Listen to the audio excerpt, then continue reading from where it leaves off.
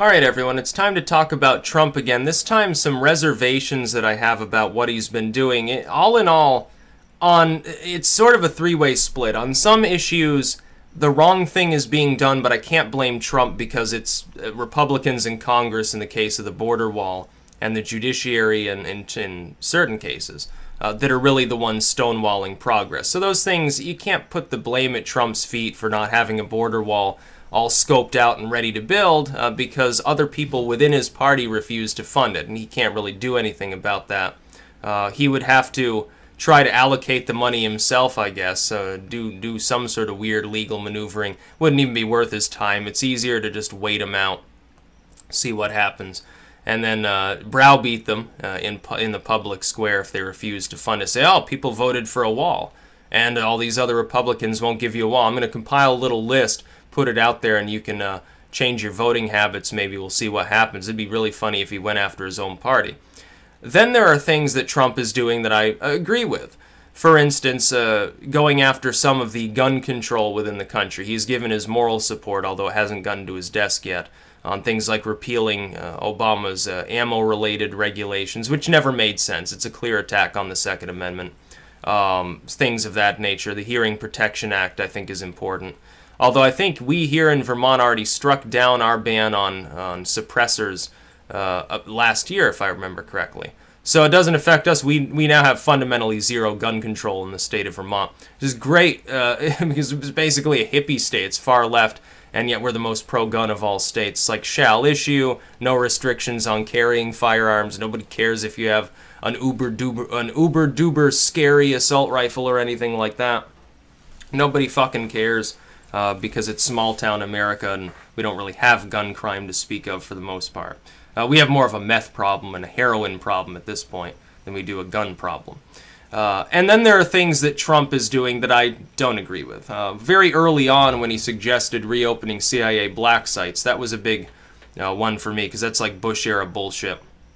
Obama, one of the few things he ever did right was to close those down. Diplomatically speaking, it was helpful for the United States.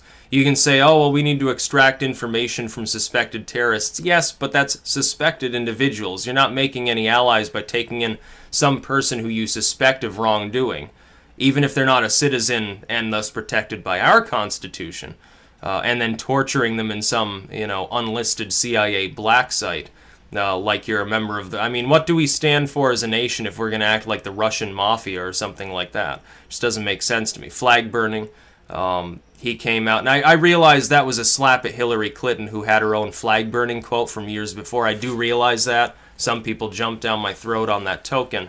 No, but even making that suggestion that we should denigrate the First Amendment, I think, is wrong. Then we have something far more meaningful, and this is the big one for me because I'm anti-war. And that's the drone program that is continuing under Trump and has continued this whole time. He scaled back in some theaters, just like he scaled back on funding and arming like the FSA and some groups. However, we're still operating in Syria. We're still attacking Assad's forces when they get close to areas that we have unilaterally declared to be ours to use as we see fit, without even a declaration of war. I would say that firing on someone's fighter jet is an act of war. And only the fact that Russia and Syria don't really want to spar with the U.S. military at large keeps these as isolated events. How long do we think we can do that, number one? Number two, what are we accomplishing with our actions? We look at the Middle East today and other parts of the world, North Africa, parts of Central Asia. We look at Afghanistan. It's a hellhole. It's fallen apart. There's very little active government there, and the active government that we did put in place is abusive. It's authoritarian. It's a little different from the Taliban. What did we accomplish other than to have more opium fields put in? We look at Libya. Is it better off now or was it better off under Gaddafi? I don't care that Gaddafi was strong-arm. I don't care that Gaddafi was a dictator with rapacious tendencies. Now you look, you got 1 million people that are just like Gaddafi running around, empowered to shoot one another and bomb one another. What a wonderful job we did. Syria is a hellhole. Areas under Assad's control are still marginally stable. Everything else is a hellhole. Assad's done a better job than any of these other groups within the region of restoring order. He has the backing of Russia. We're not going to accomplish much there. You can't get rid of Assad when Russian forces are already in the region without risking at least a regional war, possibly a nuclear confrontation. And the drone strike program is unhelpful wherever it's deployed. Yemen, Pakistan, doesn't matter. Leaked reports from the Pentagon itself from several years ago show that about 75% of those killed by our drone program are civilians. They're not enemy combatants, they're civilians. Average Joe people that happen to be standing next to the terrorist you're attacking. Or a misidentified target or something like that. Or, oh, it turns out that that orphanage wasn't being used as an ISIS recruiting center. It was just an orphanage. Sorry, orphans. Or something along those lines. We were doing this under Bush. And I was anti-war, and I said, well, this is fucked up. And people thought I was, like, far left because I was saying that. Really, I'm just anti-war. Obama gets elected. The left becomes pro-war. And then they start calling me, like, far right because I'm against the drone program. And said, well, I'm just anti-war. Now I'm still anti-war, and I've had several people insinuate that I was far left because of my continued views, which haven't changed on the issue, which is the program doesn't work. It's costly. It's not making us allies. We should probably rethink this policy. And now people think that I'm, like, going back towards the left. No, my views haven't changed. They're the same views I've been talking about for the better part of a decade. And yet people want to say I'm leaning to the left now because I continue my criticism of the drone program because of Trump happens to be there. I'm not interested in what party's in control, what figures are in control. I'm interested in the fundamental act. The actual act itself, which is the drone program in totality. It hasn't really changed. It's gotten larger over time. And it's less and less helpful. The thing is, when Obama won the Nobel Peace Prize for no reason, because he was supposedly anti-war, he was lying to people. He's not anti-war, he's just anti-overt war. Instead of sending 100,000 troops in to destroy everything, he just sends a bunch of drones over to bomb everything. It's still an act of war. It still doesn't help us at all. And I'm going to continue to be against this so long as the program is in place. It shouldn't be. It's not helping you. It's not helping me. So who is it helping? It's not propping up any sane government. We're either propping up different groups of militants that happen to be willing to work with us, or we're just dicking around. Half of these strikes don't even involve ISIS at this point. So what's the... it's kind of frivolous. You're wasting a bunch of money. Attacking a center that you know to be run by ISIS, with the blessing of a sovereign nation that doesn't care if you bomb that ISIS target, that's fine. Go ahead, drop all the missiles you want on them. If you want to get involved in a war because you've been directly attacked, that's fine, you're defending yourself. If you want to get involved in a war because one of your close allies has been directly attacked, yeah, you can rise in defense of your close ally. But we're not doing any of those things. The groups that we're sparring with now don't even have anything to do with 9/11, which opened the whole can of worms to begin with.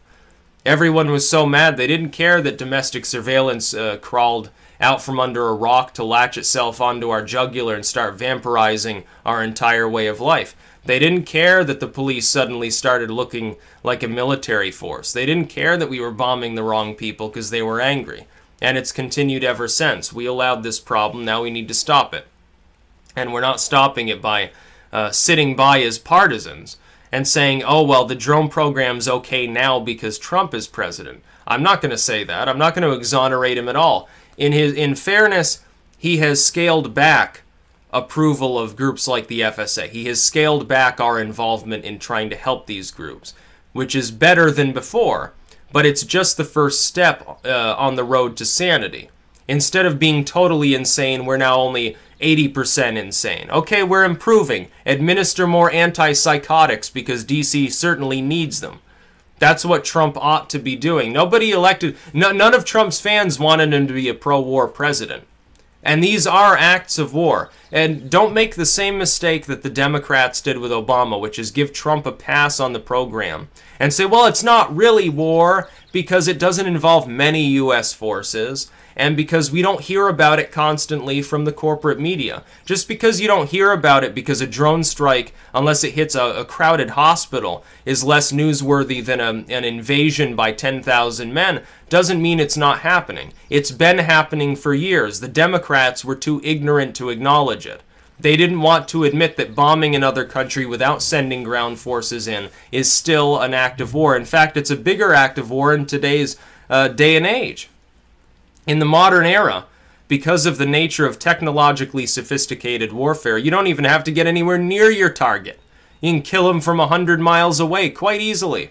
Missiles, and strike them from ships that are idling offshore using a railgun or something like that. You can fly one plane overhead and lay waste to an entire village. You can fly in a dozen drones and just start targeting the so-called terrorists, and half the time they're not even terrorists. Well, then what are we accomplishing? Every time we splatter some civilian, all their relatives become slightly more likely to join ISIS or Al-Qaeda or something.